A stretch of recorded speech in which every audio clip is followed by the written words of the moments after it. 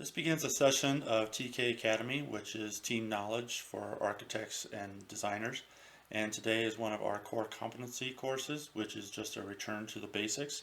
And today we will be discussing building codes. Learning objectives, I'm just going to read through these. After completing this course, you will be able to describe the history and evolution of building codes and what the current system of model codes applicable to the design and construction of buildings. Discuss the differences between zoning and building codes. Identify the common building occupancy classifications defined by the International Building Code. And explain the differences between gross and net area calculations.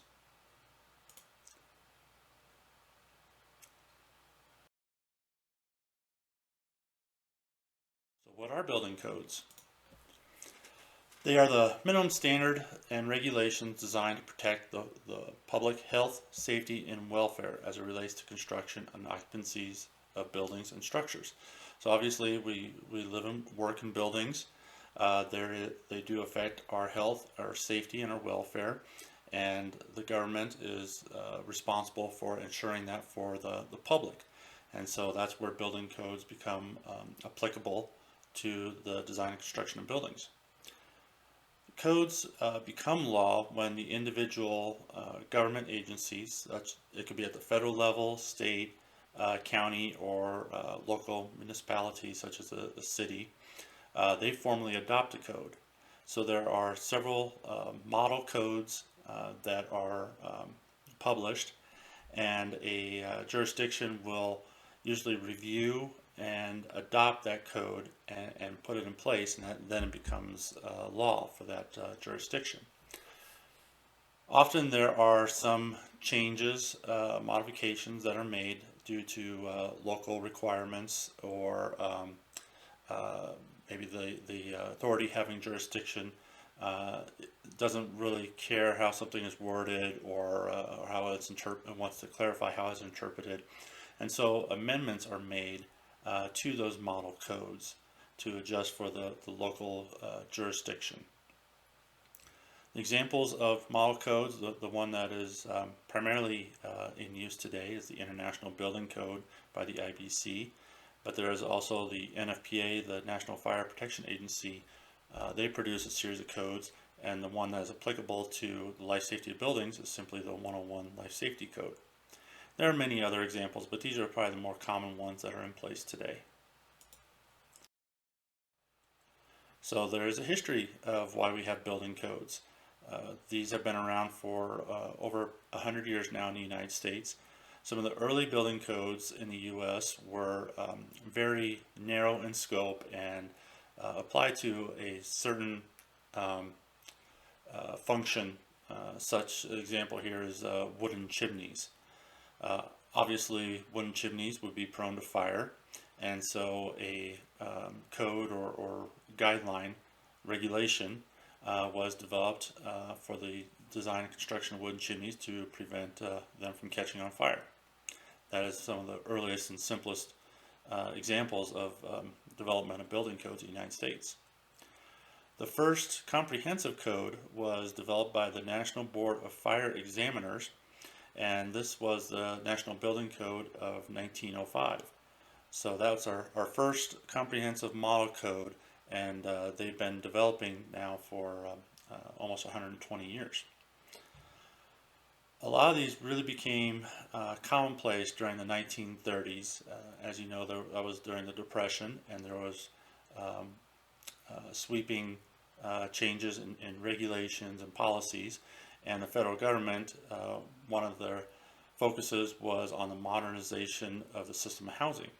And so there was a system of building codes that were developed that applied to housing to ensure safety and sanitation of the community.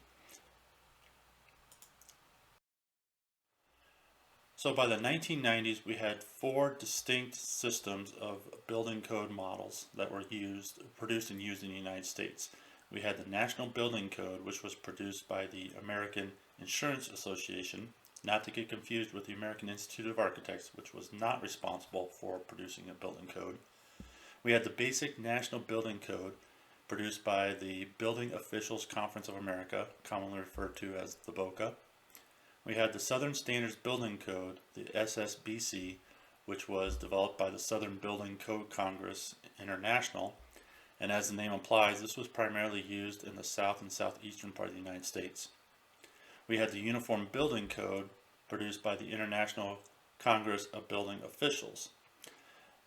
A lot of these were adapted based upon the geographical areas, but jurisdictions also had the ability to adapt whatever version they chose. And so we had a very convoluted and confusing system of which building code system was to be used based upon the jurisdictional and geographical requirements. So in 1994, three of the major code developers, the BOCA, the Southern Building Code Congress, and the International Congress of Building Officials, they all consolidated and formed the International Code Council, the ICC.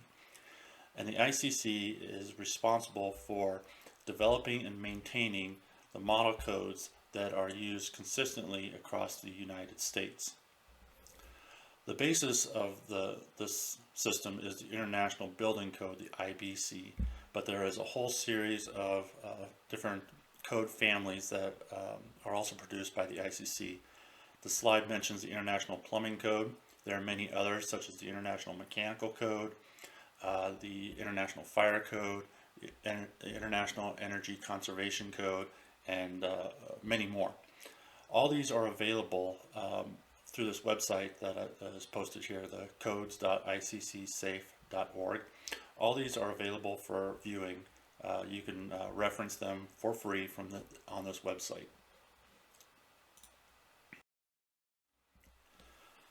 To start the process of, you need to do your building code study. And the process is very similar for every project, and several of the steps are listed here, and we will go through these in this presentation. Things we look at are zoning, the occupancy type, construction type, what the building height and area limitations are, allowable occupancy, egress requirements, wall and ceiling finishes, accessibility, and minimum plumbing fixture counts. Those are some of the big topics. And you see from this graphic here is a form. This is from here within Colorado Springs from the Pikes Peak Regional Building Department. This is the code study that must be completed, filled out, and submitted with the documents to begin the plan review. It is becoming very common now to develop a drawing sheet that has your code study information included on the drawing sheet and graphically depicts things such as travel distance to egress and number of fire extinguishers and so on. Most jurisdictions will require some type of form, indicates that the building code study has been conducted, and gives the plan reviewer some idea of where you started from on determining your compliance with the codes. Let's talk quickly about the difference between gross and net area. This is key as you start to work through building codes and need to start to defining the level of occupancy for a building. So the gross area is equivalent of saying it's like the building footprint or the floor footprint. It's the total amount of area within the exterior walls that the space takes up. So this can include your corridors, restrooms, mechanical rooms, janitor's closets, as well as all your usable space. It's the entire footprint. This is key for defining your occupant load based upon your group, occupancy group. So for example, if this is a business classification, we would have permitted 100 gross square feet per person. So if you have a gross area of 607 square feet divided by 100 square foot per occupant, we come up with a maximum occupant load of 6 occupants. Now net area is the area, the actual occupied area of a space. So it excludes these areas such as the thickness of the walls, the corridors, restrooms, and so on. It's only the real usable space. And this is looking at the occupant load of that particular space. For example, assembly that is unconcentrated, which means it can have like tables and chairs in it, has a occupant load, maximum occupant load of 15 net square feet per person. So if we have a space that's about 350 square feet divided by 15, that space can hold about 23 occupants. This really comes into play when we start looking at the occupant load and defining the required egress of a space.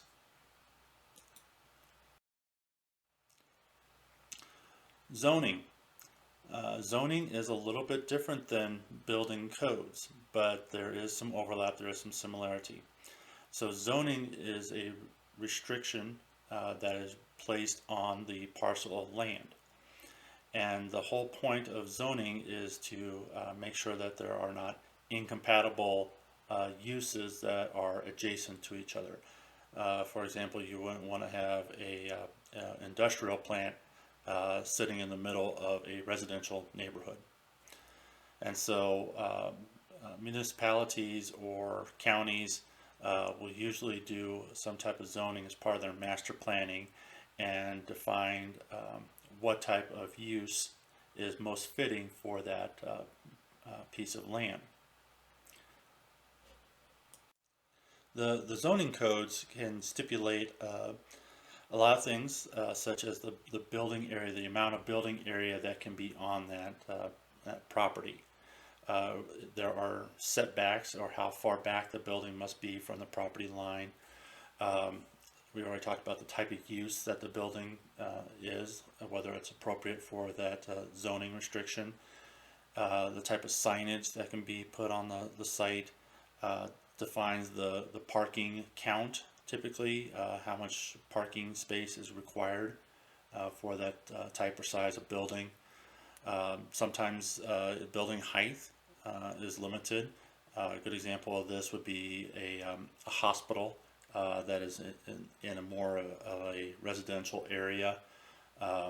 There may be certain restrictions that are put on how high that hospital building can go, so it's not looming or overshadowing and blocking daylight to the residential area.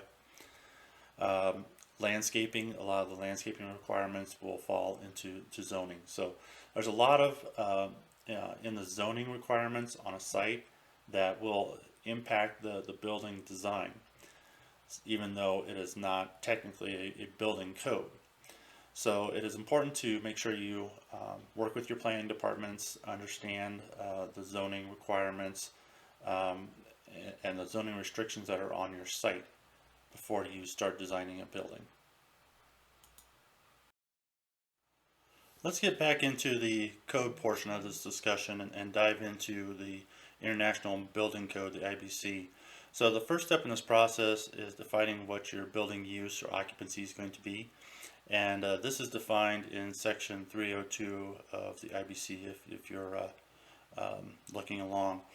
And so listed here on the slide are the different use groups. I'm not going to go through each one individually. I'm going to hit on some of the main ones. The first one, assembly group A. This would be things like your movie theaters, churches, conference centers, anything where there is a large group of people who would be assembling. The most common use group is probably business group. This is going to be your business offices, banks, and so on. The educational group is going to be obviously schools, any type of educational facility. I'm going to skip over across to the institutional group. This would be your medical, hospital, correction centers would fall into something like the institutional. Residential group, this is more about your multifamily or apartment complexes. There is a separate model code called the International Residential Code that is more applicable to houses. So within the IBC, this is not so much applied to houses as it is the multifamily and apartment complexes. And so again, this is the first step, is identify your use group, because with each one of these use group classifications is going to be a certain criteria, certain applicable code and requirements that apply to each specific group. One of the next things you want to do is consider the type of construction that is going to be used for the building. And there are 5 different groups here. Types 1 and 2 are the most protected. These are non-combustible materials such as steel and concrete for the entire building. Type 3 is more of a mix where the exterior shell is non-combustible, but on the interior can be more common materials that could be either combustible or non-combustible. Type 4 is really unique. This is more for your heavy timber type construction. And then type 5 is really about any type of material that is permitted by code. And so with these different types of construction come different type of restrictions. The fire resistance is one of the restrictions based upon your construction type. And in the IBC there's table 106 that shows the different building elements. I'm going to switch over quick to my laser pointer so we can show these on the table. So you have your different building elements here. You have the structural frame, bearing walls, non-bearing walls for the exterior, such as like a curtain wall or skin, non-bearing walls for the interior, your floor construction if it's multi-stories, and your roof construction. And then you have your different types here. Again, type 1 is probably the most protected, down to the other end of the spectrum, type 5, which is about any construction material. A and B, A is protected, B is non-protected, and then you can see here the number of hours that the rating is required for each one of these elements. So for example, for type 1B construction, your structural frame must have a 2-hour rating or protection surrounding it. Another example here, let's say type 3B for the roof construction does not require any type of fire rating with it. Another part of the fire resistance rating is the building separation. And so over on this far column, on the far left column, we have the distance of the building from another building. For example, if we had 2 buildings that were very close together, we would want to protect that. It would have to have more of a fire rating than if the buildings are farther apart, less chance of the fire jumping from one building to another. So this defines the distance of less than 5 all the way up to 30, 30 being the max. And then we have the different types of construction. And different occupancy groups are listed here. H, hazardous group, down to here where most of them fall into this last one, the assembly, business, education, and so on. So we'll just use another example here. Let's say we have a business occupancy that is within or more than 30 feet away from another building. That means that the exterior wall does not require any type of fire resistance rating to it. Next, we're going to look at what the maximum height and the maximum area limitation is. And if you're following along through the IBC, you can see that we're actually kind of skipping back one section. This is in section 503, table 503. But I thought it made a little bit more sense to talk about the types of construction before we went to this table. So what we're looking at here is what the maximum allowable height and area is based upon your occupancy groups, which are listed over on this far left column, and the building types, which are listed here on the top. Again, type 1, all non-combustible, down to type 4 being the least restrictive, and types A and B for protected and non-protected.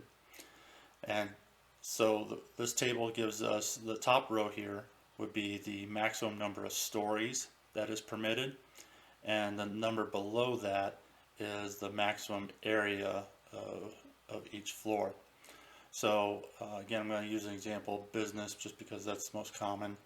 If we have a business occupancy and we're using type 3B construction, we follow that down and we see that the maximum number of stories we can have is 3, with a maximum area of 19,000 square feet. So what if that's not big enough? What if that's not big enough for the building that your client is planning? There are two opportunities to have an allowed increase to those areas that are shown on the table. So the first allowable increase is for frontage area. And what that means is basically the area from in front of the building or the exterior wall out without any obstructions. An obstruction would be like another building. And so let's say in front of the building you have 30 feet clear. That would be the maximum amount of frontage that you can have for that side of the building. This is not just considered the front, it's really for all sides of the building. So your frontage can include all four sides. There is a calculation that has to be done to determine what amount of increase you can have based upon the amount of frontage you have on the four sides of the building. And that is one way to increase the allowable area of your building. The other method is the allowance for the automatic sprinkler system. And this is much easier because essentially what it does is it doubles the amount of allowable area if you have automatic sprinklers. So that is probably the most common method of increasing your allowable area.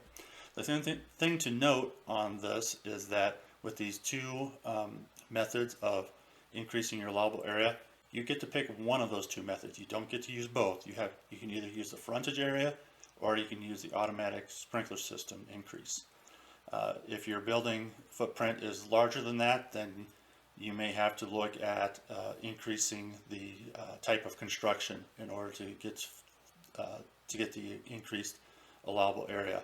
As you can tell from, I'm going to turn on my pointer here one more time, laser pointer.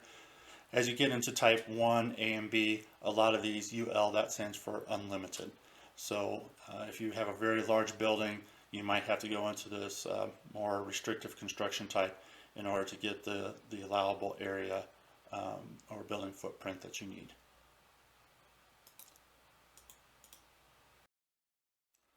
Now we're going to skip forward a bit to Chapter 10 of the IBC, and we're going to discuss the occupant load, which is different than the occupancy use classification that we were discussing earlier. One of the biggest difference here is in this left side of this table, we have what is called the function of space. And you can see that there is some overlap, some similarity with the occupancy use classifications we had earlier. We have things such as assembly, we have business areas, we have educational. Continuing on to this other side of the table, we have mercantile, we have residential.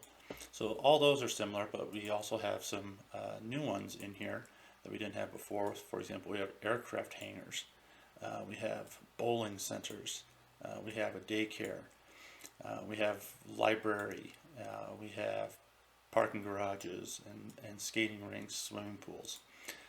And so what we need to do here is for each one of these spaces that we're working with, determine what that function of the space is.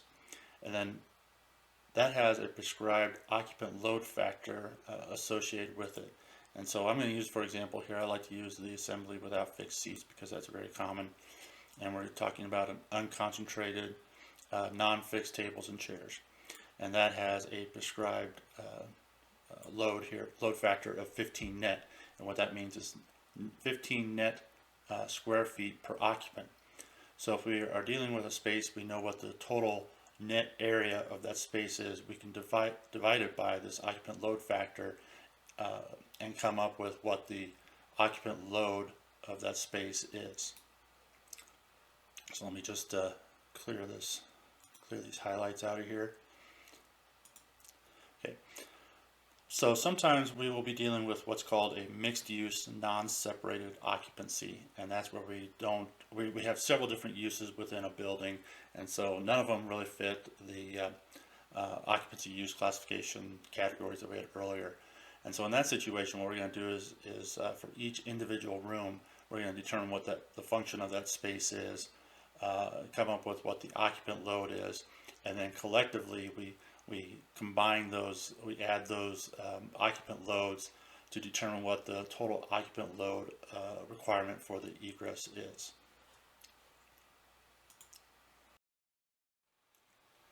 Once we have the occupant load, we can use that to determine what the exiting and egress requirements are for a space. The International Building Code's default position is that every space must have 2 or more exits from it. But there is an exception here, and that is for spaces that have a lower occupant load. So the table here, spaces with 1 exit or exit access doorway, shows our different occupancies here on the left column, and then the maximum occupant load that it can have and have a single doorway or exit. So I like to use the example here with E for education. So this would be a classroom type space. The maximum occupant load we can have for the space and have just 1 doorway is 49. And so that gives us a maximum net area of 980 square feet for that classroom. If the classroom gets larger, then our occupant load increases, and now we have to have 2 doorways out of that classroom. The other thing that we can use to determine, once we have the occupant load, is we can determine what the width of the exit corridor is, as well as the minimum width for stairwells and for doorways themselves. So for stairs we get 0.3 inches per occupant, and for doorways we have 0.2 inches per occupant. So if we have the total occupant load, we can multiply it by these factors and determine what the minimum width is in inches for both stairwells and for doorways. The final thing we have to look at here is the exit separation. And so a space which has 2 or more doorways or exits, you don't get to put those right next to each other. They have to have a minimum distance separating them. So if one area gets blocked, people still have a means of egress out of the space. And how we determine this is the overall diagonal distance from one corner to the other corner. And if it is a non-sprinkled building, we divide that by half. If it is sprinkled, we get to divide it by thirds. So a graphical depiction here is on this example. We go from one corner to another. I'm going to say this building is sprinkled, so I'm going to divide this by thirds. And you see that we have 2 doorways here. We have this doorway and this doorway. And the distance separating these must be equal to or greater than the distance of 1/3 of the diagonal distance of the space.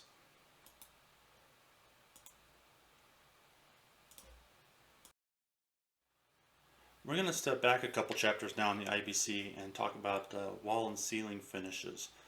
So as you know, when there are fire, certain materials can catch fire and the flames can spread and will give off smoke, all which can be very hazardous. And so the IBC does define what class of finishes can be installed on the interior side of spaces and rooms. So this table from Chapter 8 defines our different occupancy classification uses here on the far left side, and then begins to define the space of whether we have a space that is sprinkled or non-sprinkled. Then within each one of those categories we have criteria for exits and stairways, for corridors, and for the room enclosures. And the different classes are A, B, and C. It defines different levels for the flame spread and smoke developed index. And it simply defines what class of finish we are able to install within that space.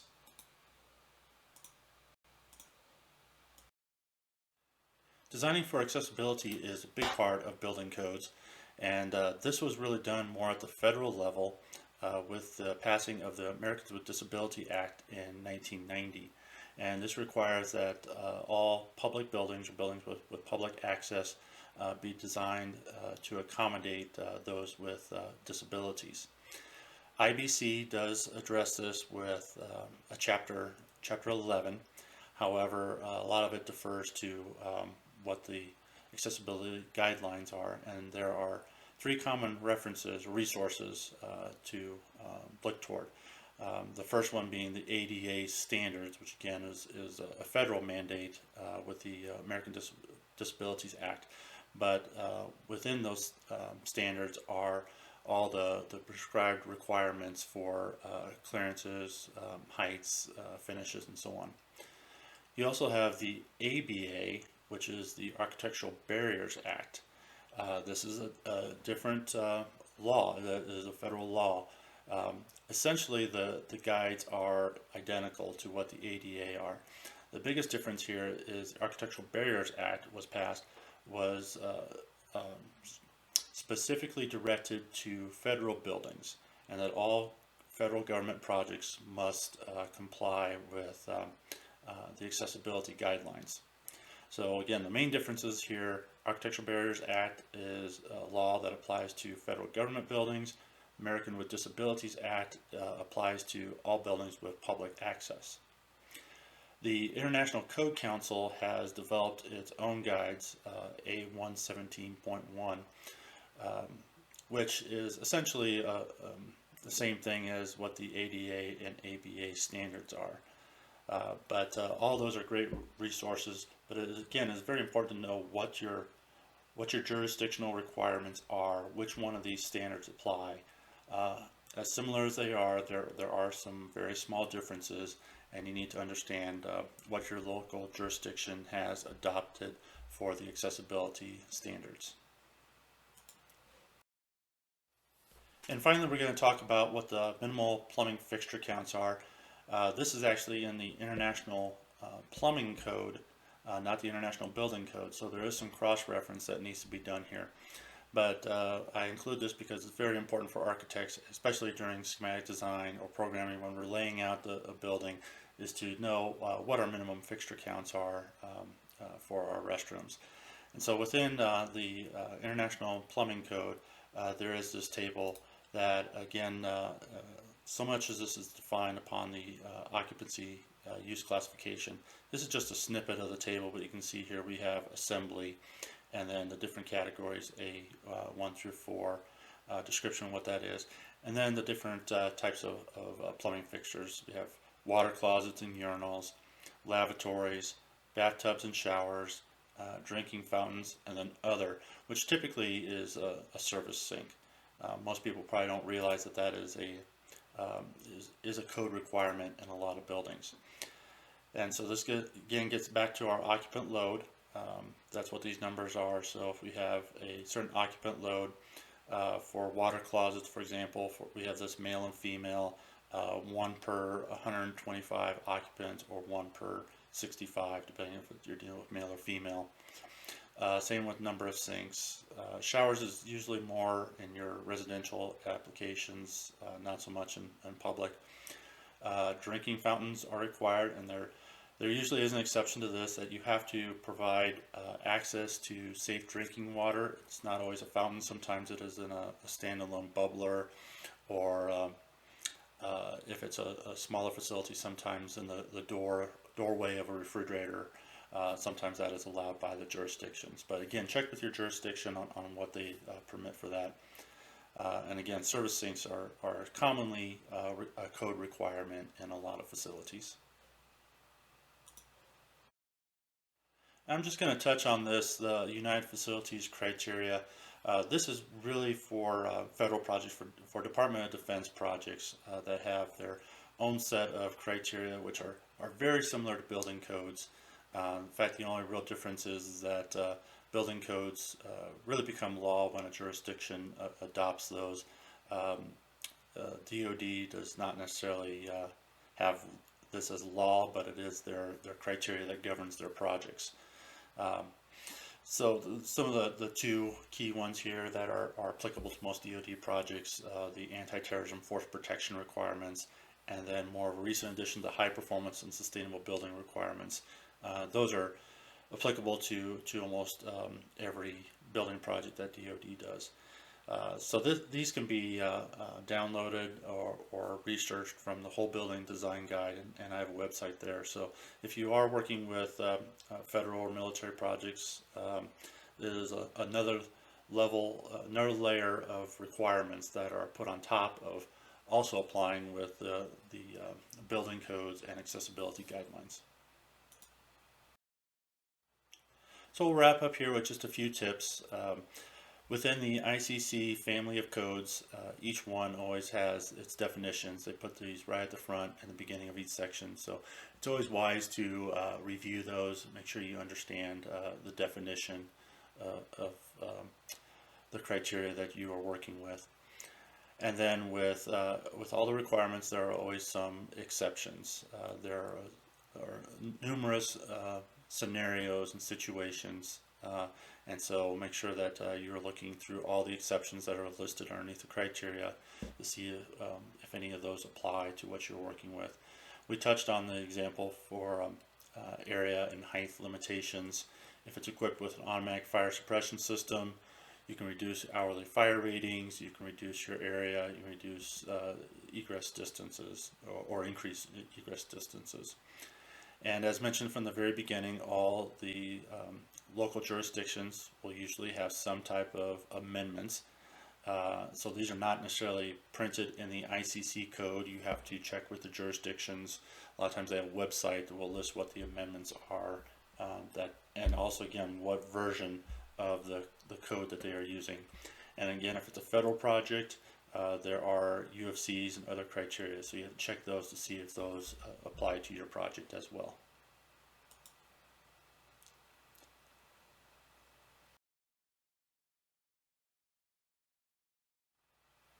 And that completes our class today on building codes.